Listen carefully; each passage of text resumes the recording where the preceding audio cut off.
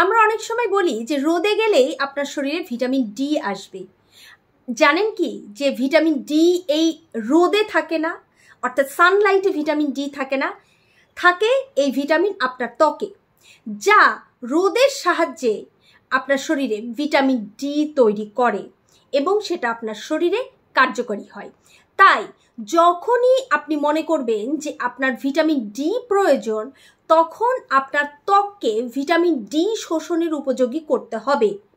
এবং আপনি কখন যাচ্ছেন রোদে সেটা গুরুত্বপূর্ণ। কখন রোদে যাবেন? আপনাকে রোদে যেতে হবে যখন রোদ থেকে আল্ট্রাভায়োলেট রশ্মি বি আসে।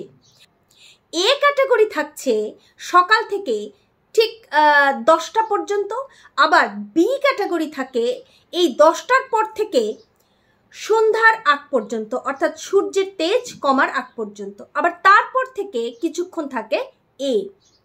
এবার আপনি যখন এই সূর্যের তাপে ভিটামিন ডি তৈরি করতে চাচ্ছেন, তখন আপনাকে রোদে যেতে হবে এই আল্ট্রাভায়োলেট রশ্মি বি ক্যাটাগরি যখন সহনশীল মাত্রায় থাকে, অর্থাৎ বেলা 10টার পর থেকে 12টা সাড়ে 12টা পর্যন্ত।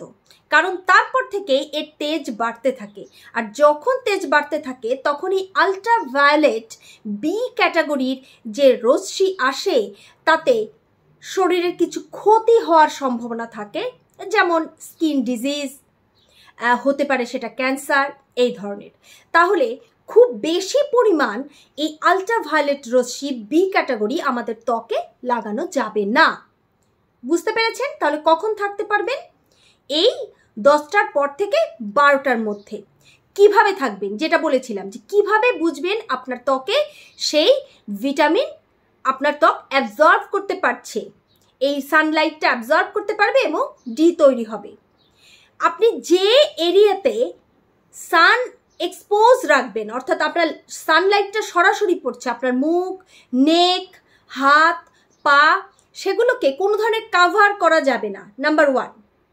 নাম্বার 2, আপনি কোনো ধরনের সানস্ক্রিন ইউজ করতে পারবেন না, কোনো ধরনের লোশন ব্যবহার করতে পারবেন না, কোনো ধরনের তেল ব্যবহার করতে পারবেন না, তাহলে কিন্তু হবে না।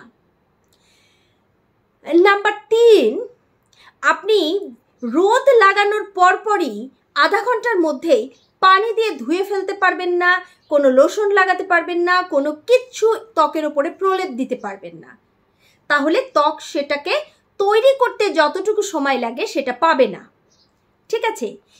এবং আরেকটি গুরুত্বপূর্ণ কথা হলো, অনেকেই মনে করেন যে আমার বাড়িতে প্রচুর রোদ আসে, আমার কাচের জানালা বা আমি এমন জায়গায় বসে আছি কাচ ঘেরা যে সানলাইট আসছে, না, সেটা দিয়ে ত্বক পারবে না ভিটামিন ডি তৈরি করতে।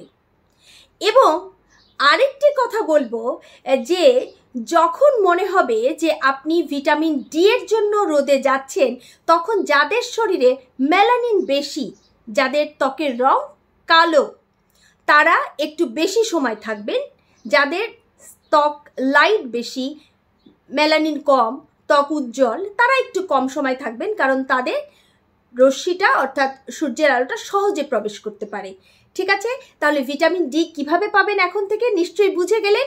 তাহলে নিজে এই কাজটি করবেন যে কিভাবে আপনার ত্বক খুব দ্রুত ভিটামিন ডি তৈরি করতে পারে, এবং অন্যকে হেল্প করুন ভিডিওটি শেয়ারের মাধ্যমে।